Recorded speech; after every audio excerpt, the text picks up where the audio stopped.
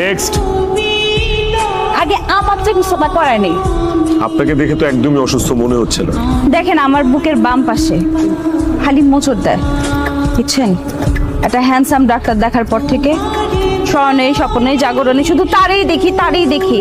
একটা ডাক্তার মানুষ রোগীর চিকিৎসা করবে, তাকে সুস্থ করবে, তা না করে রোগীর রোগ বাড়া দিল।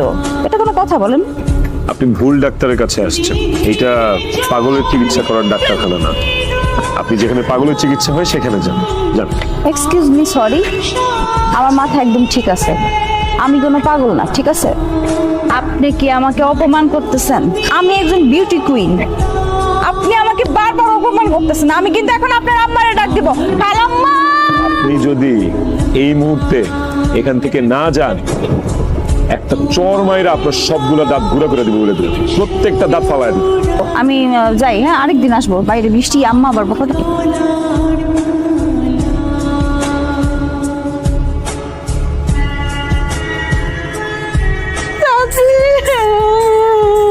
তোমার ছেলে আমার ধমক দিছে, এখন এক সপ্তাহ আমার কান্না থামবো না।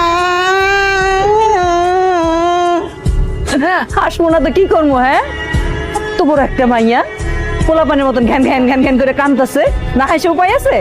তুমি তো তোমার ছেলের পক্ষই নিবা, আমারে তো তুমি আপন মনে করো না, আমি তো তোমার পর। আচ্ছা ঠিক আছে, বুঝতে পারছি। আর ঘ্যান ঘ্যান না কইরা কি হইছে? আমি একটু গেছিলাম তোমার ছেলের কাছে, আমার একটু রোগ দেখাইতে, সে আমার রোগটা বুঝলো না, আমার খেদাই দিছে। এই, তোর তো কোনো রোগই নাই, তুই রাশাদের কাছে চিকিৎসার জন্য কেন গেলি? রাশা তো ঠিক কামই করছে। নাই তো কি হয়েছে? আমি রোগ ডাইকে নিয়ে আসবো। রোগ দেখে নিয়ে আসবি? তোমার ডাক্তার ছেলের জন্য চা বানাইতেছো না? এই গরম পানির মধ্যে আমার হাত, এখন আমি ডুবাই হাত পুরাই দিই, তারপর আমার চিকিৎসা না করে যাইবো কইও? না না না না, প্লিজ, না না না।